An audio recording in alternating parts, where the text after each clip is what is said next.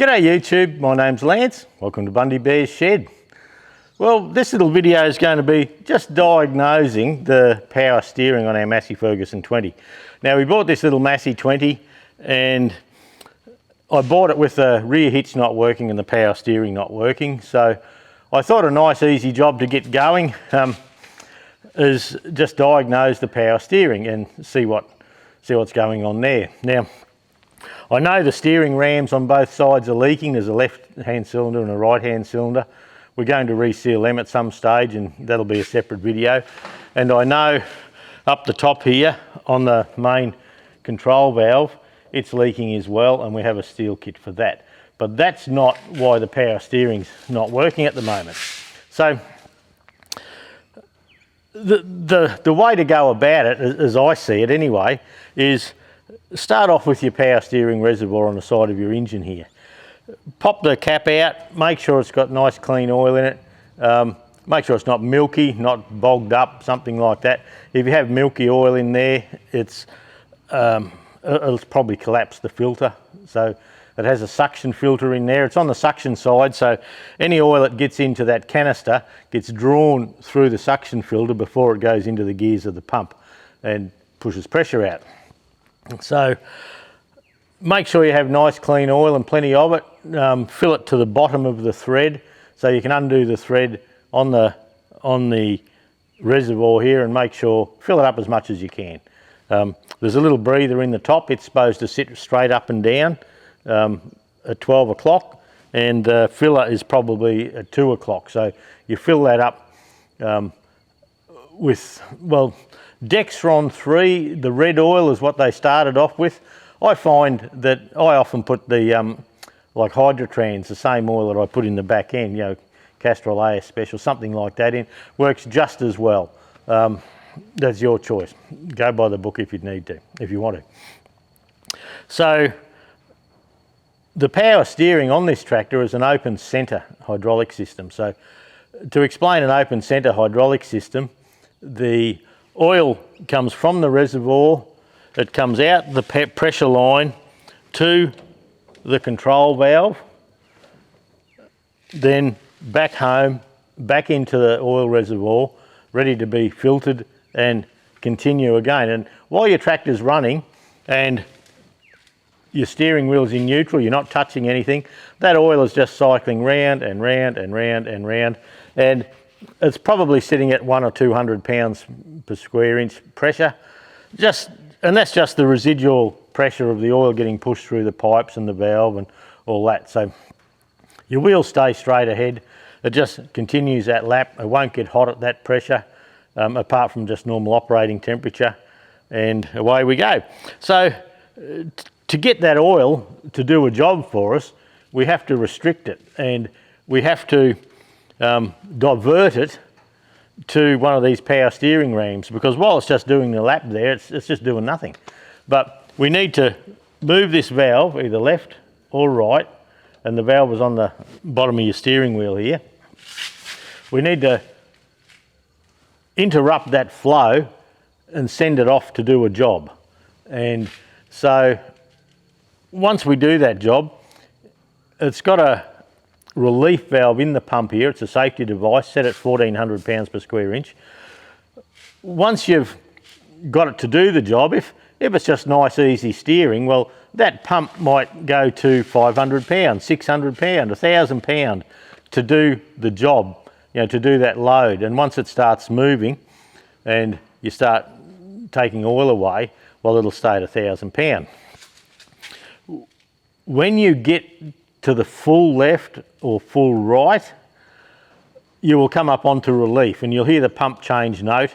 And what happens then, if it's a good quality pump, the pressure will build up to the 1400 pound.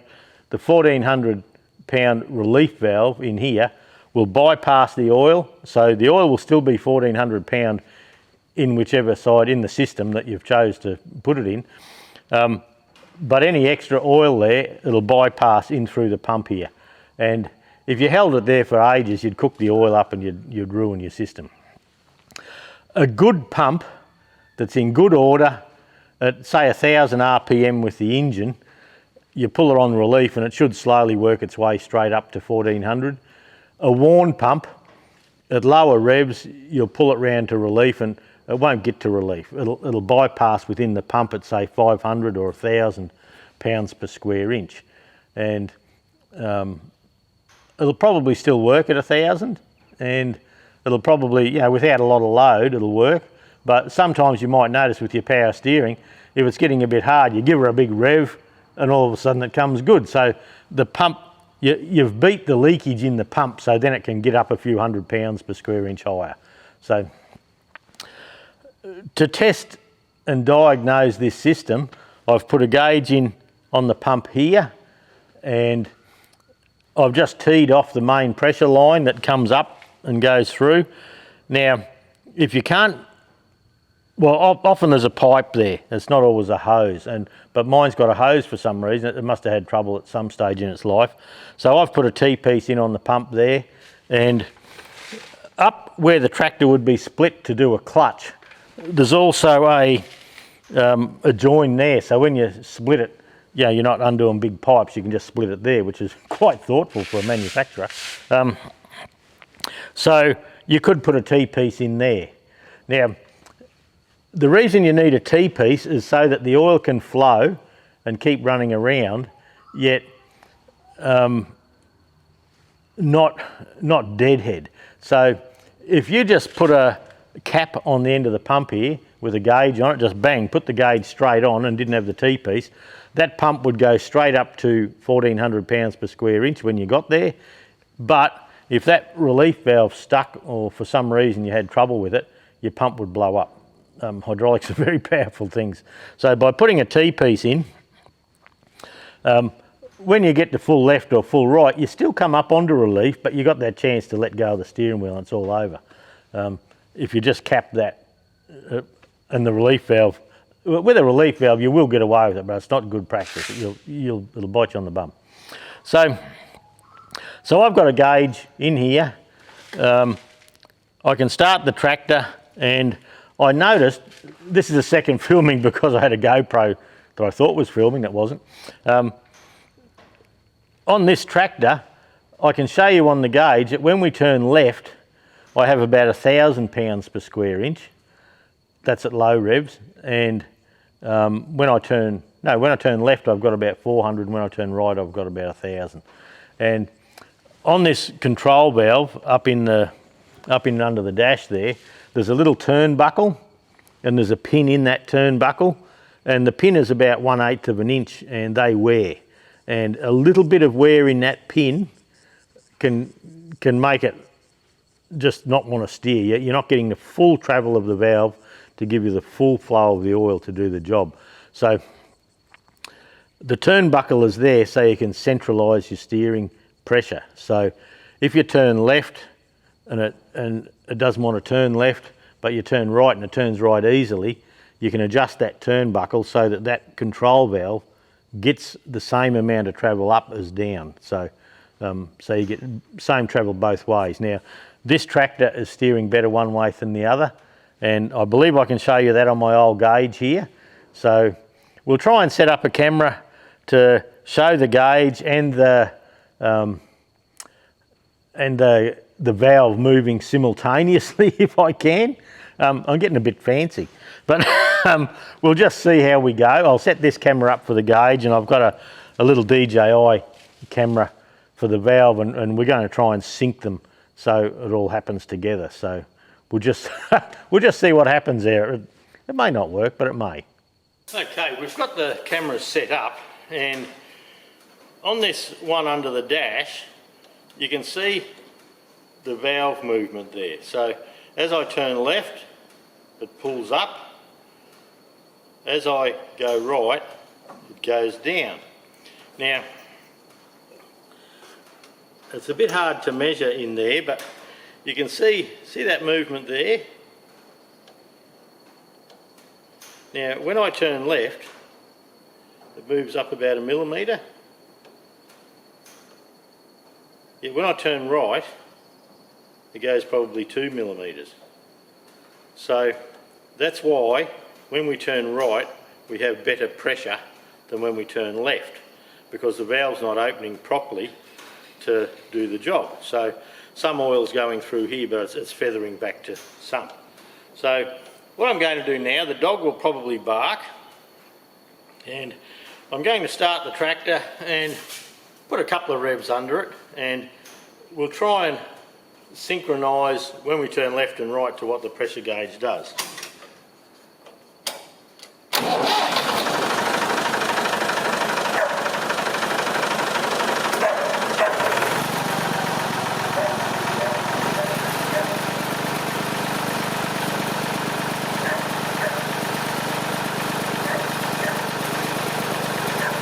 Okay, you can see our residual pressure there. We will turn right,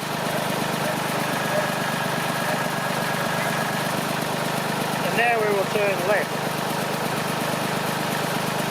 You can see the difference that makes. So the valve isn't opening properly. Now I'll put some more revs into it.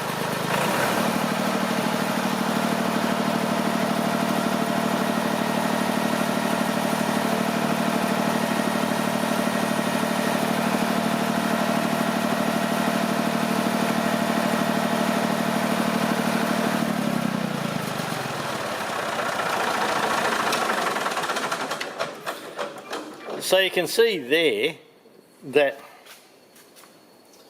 the movement of the valve affects, well, it affects the pressure each way.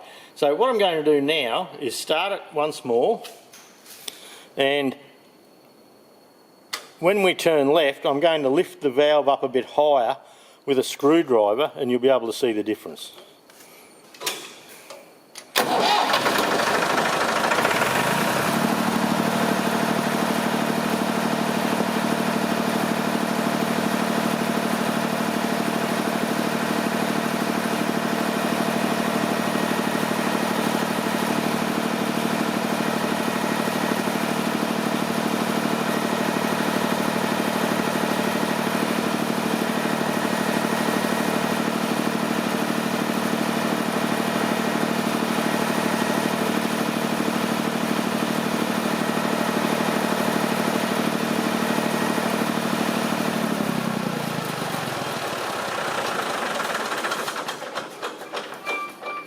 So what I've demonstrated there is that at maximum revs, I don't think it's getting full revs, at maximum revs the pump is going up to around 1400 pounds per square inch. At a lower revs it doesn't quite make it, there is pump wear there, but with the valve being adjusted for steering right, we come right up onto relief valve, that's no worries. Going left, we will still come up on relief valve, but we do have other problems with this tractor, and the reason sometimes it comes up on relief and the wheels aren't turning a lot is because where I bought this tractor from, the tractor was sitting out in the weather for about 4 years untouched before I bought it, and what's happened is this right hand kingpin here is seized, and I cannot turn the thing. I've put a jack underneath it. I've got an air jack here. I've lifted the air jack up underneath the tractor, and I can't actually wriggle the wheel back and forth in the kingpin, and that's why I can just turn this steering wheel a little bit like that and it comes up on relief, because it's coming up on relief because the kingpin won't turn. The wheels aren't coming right around onto steering stops like I suggested. But with the kingpin being seized, it's taken all the pressure that the pump can put out just to get some movement out of it. So that's sort of diagnosing just the hydraulic system. It's a very simple system. We know our valve's working okay. Like the valve, there's nothing wrong with the valve. It doesn't need replacing. It does need resealing, but that's a different story. The steering cylinders here, they leak. Now that's not causing a problem. They need fixing, but that's not causing it to have no steering. The reason it has no steering really is that this kingpin on the right hand side front there is seized, and I'll put a jack under the front of it and I'll try and give it a bit of a wriggle and show you. The one on the left you can get around and slop about. It's a ring-in kingpin assembly on that side. I don't know what's going on there, but it's not the correct one for the tractor, so in time we will replace that. But for the next couple of jobs on this tractor are going to be reseal both steering rams, the left and the right steering cylinders. We're going to reseal them, and we're going to reseal the valve. They're going to be little short videos on their own. The kingpin, well, we'll see what we do with that, but we've got to free it up, so we've got to get it out somehow. So yeah, we'll just see what happens there, eh? Okay, you can see me sexy legs with me safety boots here. The right hand tyre here turns freely, there's no movement there. You can see we're just sitting up on the air jack. But look at this.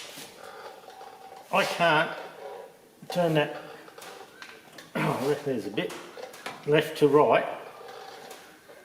You can hear it binding in there. So that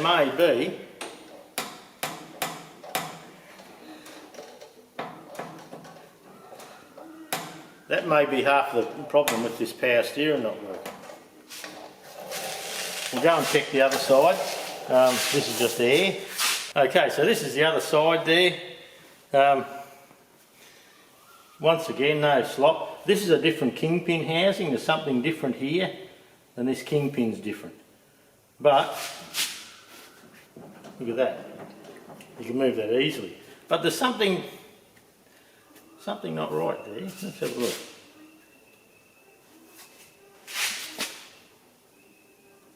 See that?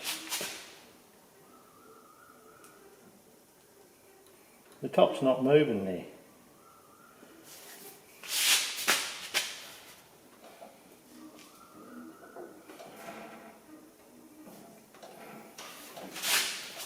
This is a different kingpin. It doesn't come right through this belt crank here either.